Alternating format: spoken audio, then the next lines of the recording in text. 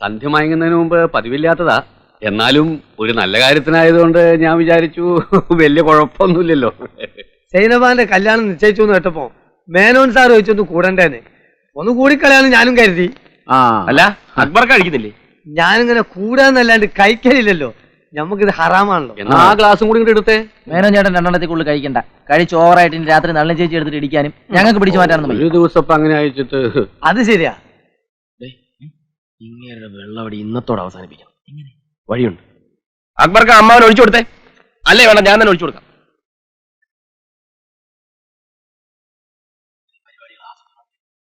എന്താ ഒരു ഗൂഢാലോചന? അല്ല, ഒരു കുപ്പിയൂടെ മേടിക്കുന്നതിനെ പറ്റി പറയായിരുന്നു. അതിപ്പോ ഏതായാലും നല്ല കാര്യം. പുയ്യാപ്പിള എങ്ങനെയുണ്ടോ? ബെസ്റ്റ് ഒന്നാം തരം പയ്യനാണല്ലോ പറയുന്നത്. 13 ഷീറ്റ് അങ്ങോട്ട് എട്ടിട്ട് കൊടുത്താൽ 1-2 വരിക്ക് ഡിക്ക് എന്നാണ് എല്ലാരും പറയുന്നത്. അവൻ വരട്ടെ. ഫസ്റ്റ് നൈറ്റ് മുതലേ ഞാനും അവനൊരു പിടി പിടിക്കൂലേ. I met a traveler who came from an Asian country. He saw a two no problem. എനിക്ക് പ്രശ്നമൊന്നുമില്ല. No problem. നിങ്ങൾ സ്റ്റഡി ആയിട്ട് നിൽക്കുക. നിങ്ങൾ എന്താ കിടന്ന് ആടണേ? പിടിക്കണോ? Only 1 peg. നല്ല ഓവറായി പോയി. അമ്മായിയെ, ഇന്ന് ഒച്ചാൻ ബേളൊന്നും ഉണ്ടാക്കത്തില്ല. ഒന്ന് പിടിച്ചേ, അകത്തോട്ട് കിടത്താം. നല്ല ഉറങ്ങിക്കൊള്ളു. അക്ബർ വളരെ decent man. Decent man. Only 1 peg. 1 peg. ഇമ്മക്കൊരേ നിർബന്ധം. ഒരൊറ്റ മോളല്ലേ ഉള്ളൂ. ഓളെനിക്ക് അതിന് ഒപ്പനെല്ലാം വെച്ച് ഗ്രാൻഡ് ആയിട്ട് നടത്തണമെന്ന് ഞാനും സമ്മതിച്ചു. ഈ ഒപ്പനയുടെ കാര്യം പറഞ്ഞപ്പോഴാ മറ്റൊരു കാര്യം ഓർമ്മ വന്നത്. ഞാൻ മഹാരാജാസിൽ ഇന്റർമീഡിയറ്റിന് പഠിക്കുന്ന കാലത്ത് എൻ്റെ ഒരു സഹപാഠി ഉണ്ടായിരുന്നു, ഇട്ടൂത്രവാരര്. അയാളുടെ സാമീപ്യം കൊണ്ട് എനിക്കും വന്ന് ഭവിച്ചു കുറച്ച് കഥകളി ഭ്രാന്ത്. എന്തേ? ഇന്ന് കുഴപ്പമൊന്നുമില്ല. മറ്റേ കാര്യമെല്ലാം പറഞ്ഞ പോലെ. പിന്നെ അത് ഞാൻ ഏറ്റു രാജാ. ഇരിക്കുക, കഥകളിപ്പദം കേട്ടിട്ട് പോവാ. അയ്യോ, കഥകളിപ്പദാണോ? കഥകളിപ്പദം എന്ന് പറഞ്ഞാൽ ഇവന് ഭയങ്കര ഇഷ്ടമാ. എപ്പോഴും പാടിക്കൊണ്ട് നടക്കും. ഓ, എന്നാ രണ്ടുപേരും ഇരിക്കുക. വേണ്ട, ഞങ്ങൾ വന്നോളാം. അപ്പോ നളചരിതൻ 2ാം ഭാഗം. കൃഷ്ണൻ നായർ അങ്ങനെ അങ്ങനെ അങ്ങനെ അങ്ങനെ തകർത്ത് ആടിക്കൊണ്ടിരിക്കുക. അപ്പോഴാണ് ഹൈദരാലിയുടെ കണ്ഠം തുറന്നത്. മരത്തിനിടയിൽ കാണാമേ സുന്ദരത്തിനുട സാദൃശ്യേയം, ആകൃതി കണ്ടാലതിരംഭേയം, ആരാലിവൾ തൻ അധരം പേയം, അടുത്തു ചെന്നിനി അനുപശ്യേയം. ഒക്കെ പോയ ലേഭ്യന്മാര് യാതൊരു കലാസ്വാദ്യത ഉള്ളവരല്ല.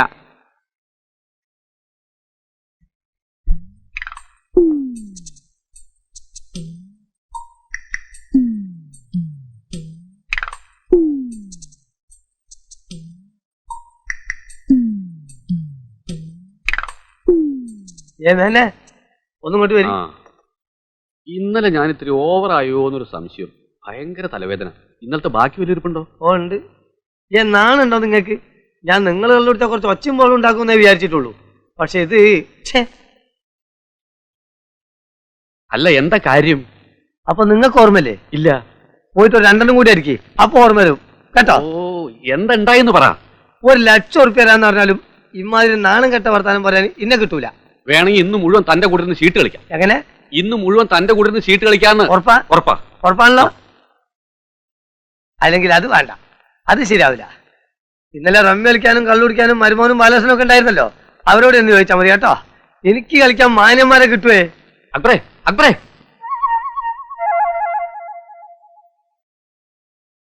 എന്നാലും ചേട്ടൻ ഇത്രയും ചീപ്പാന്ന് ഞാൻ കരുതിയില്ല. അയ്യേ, എന്താ കാര്യം എന്ന് പറ ബാലകൃഷ്ണ.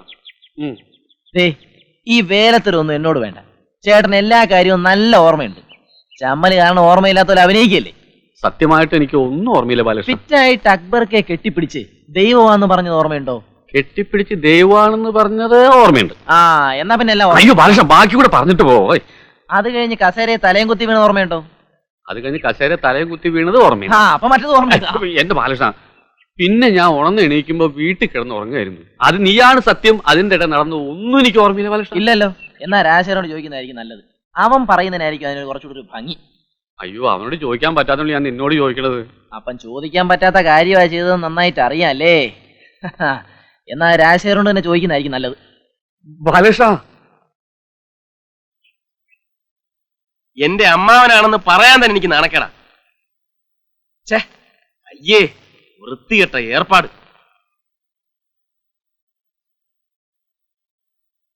ദേ, വെള്ളം അടിച്ചാ വയറ്റി കിടക്കണം. അമ്മായി ഇതറിഞ്ഞാ കുടുംബക്കലഹം ഉണ്ടാവും. ആ ലീലാമ്മയുടെ ഭർത്താവ് ഇതറിഞ്ഞാൽ അതിനും വലിയ വിപ്ലവം ഉണ്ടാവും. സത്യമായിട്ട് എനിക്ക് ഒന്നും ഓർമ്മയില്ല രാജശേഖര. ഓർമ്മയില്ലെന്ന് പറഞ്ഞാൽ എളുപ്പത്തിൽ രക്ഷപ്പെടാമല്ലോ. കുടിച്ച് ലെവലില്ലാതെ ഭർത്താവ് നൈറ്റ് ഡ്യൂട്ടിക്ക് പോയ സമയം നോക്കി ആ ലീലാമ്മയുടെ വീട്ടിൽ ചെന്ന് കയറി. ഛേ, ഈശ്വര, ഞാനോ? അല്ല പിന്നെ ഞാനായിരിക്കും. ദേ, ഇതിപ്പോ പുറത്താരും അറിഞ്ഞിട്ടില്ല.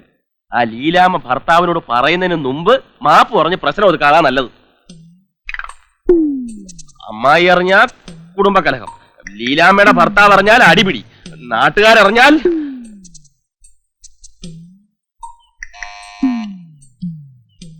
അല്ല മേനോൻ സാറോ, വരൂ, അകത്തേക്ക് ഇരിക്കാം. വേണ്ട, ഞാൻ ഇവിടെ നിന്നോളാം.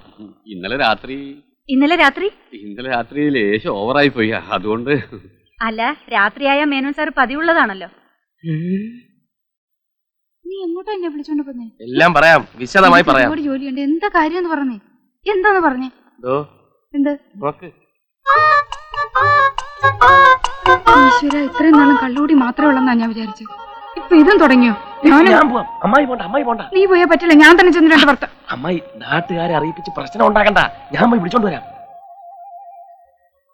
ഇതെന്താ മേനോൻ സാറേ? ക്ഷമിക്കണം, ഇനി ഞാൻ ഒരിക്കലും മദ്യപിച്ച് വേണ്ടാക്കില്ല, സത്യം. അത് എന്നോടല്ല സാറ് പറയേണ്ടത്, ചേച്ചിയോടാണ്. അല്ല, അവളോട് ഞാൻ ചെയ്ത തെറ്റുകൾക്ക് മാപ്പ് പറയാനിരിക്കുക. ലീലാമ്മയുടെ നല്ല മനസ്സിന് ഞാൻ എന്നും നന്ദിയുള്ളവനായിരിക്കും. അതെ, അമ്മാവൻ ലീലാമ്മ ചേച്ചിയുടെ നല്ല മനസ്സിന് മാത്രമല്ല, അക്ബർക്കാടെയും ബാലകൃഷ്ണന്റെയും എന്റെയും ഒക്കെ നല്ല മനസ്സിന് എന്നും നന്ദിയുള്ളവനായിരിക്കും, അല്ലേ? ചേച്ചിക്കകത്ത് അടുക്കള പണി കാണും. അയ്യോ, എന്നങ്ങൾ വരട്ടെ. ശരി. ഇത്രയും നല്ലൊരു സ്ത്രീയുടെ അടുത്ത് ഞാൻ തെമ്മാടിത്തരം കാണിച്ചല്ലോ എന്ന് ആലോചിക്കുമ്പോ എനിക്ക് തൂങ്ങി ചാവന തോന്നും. എന്താ ഉണ്ടായത്? ഏയ്, ഒരു പ്രശ്നമില്ല, എല്ലാം കലങ്ങി തെളിഞ്ഞിരിക്കുക. ലീലാമ്മയുടെ ഹസ്ബൻഡും ഞാനും വലിയ തിക് ഫ്രണ്ട്സ് ആണ്. അങ്ങേര് വന്നാ എന്റെ സ്നേഹാന്വേഷണം പറയണം, നൈറ്റ് ഡ്യൂട്ടി എപ്പോഴാന്നൊക്കെ ചോദിച്ചോണ്ടിരിക്കുന്നു. എന്താ നൈറ്റ് ഡ്യൂട്ടിയോ? എന്താ സംഭവിച്ചത്? എല്ലാം ഞാൻ നിന്നോട് തുറന്നു പറയാതിരിക്കായിരുന്നു. അമ്മാവൻ തന്നെ എല്ലാം നേരിട്ട് പറയും, അതാ നല്ലത്. ചെന്നട്ടെ. അപ്പോഴേ ഇന്നലെ ഞാൻ ഇത്തിരി ഓവറായി പോയി, അല്ലേ? നല്ല യാതൊന്നും സാരമില്ലെന്നേ. വരും, നമുക്ക് അകത്ത് വരും സംസാരിക്കാം. അയ്യോ, നെറ്റ് ശരിക്കും വെക്കൂ.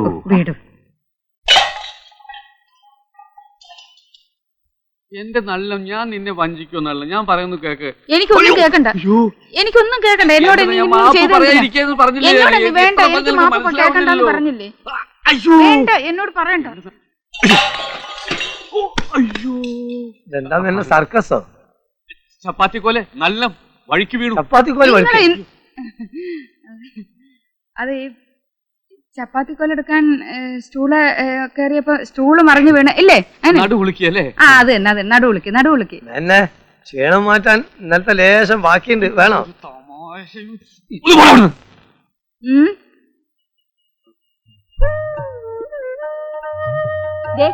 ചെറുപ്പത്തിൽ ഇവൻ എങ്ങനെയായിരുന്നു അതേ ചായ ആ കൊച്ചിന്.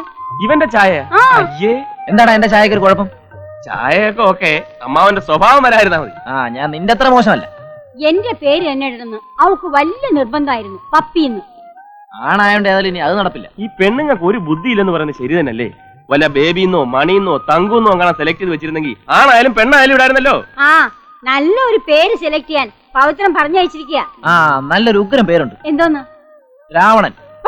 അത് നിനക്കൊരു കൊച്ചുണ്ടാവുമ്പോ ഇടാം. അല്ല, രേവു എവിടെ? അകത്തുണ്ടാവും. രേവു, ദേ നോക്കിയേ, പപ്പയാണ്ടി നിനക്ക് എന്തൊക്കെയാ വാങ്ങിച്ചോണ്ടിരിക്കുന്നത്. അല്ല, പുളി തിന്നുന്നോ? ദേ, വയറ്റിന് കേടാ. ആന്റി നിനക്ക് നല്ല ഉടുപ്പ് കൊണ്ടിട്ടുണ്ട്, നമുക്ക് ഇരിക്കു നോക്കാം.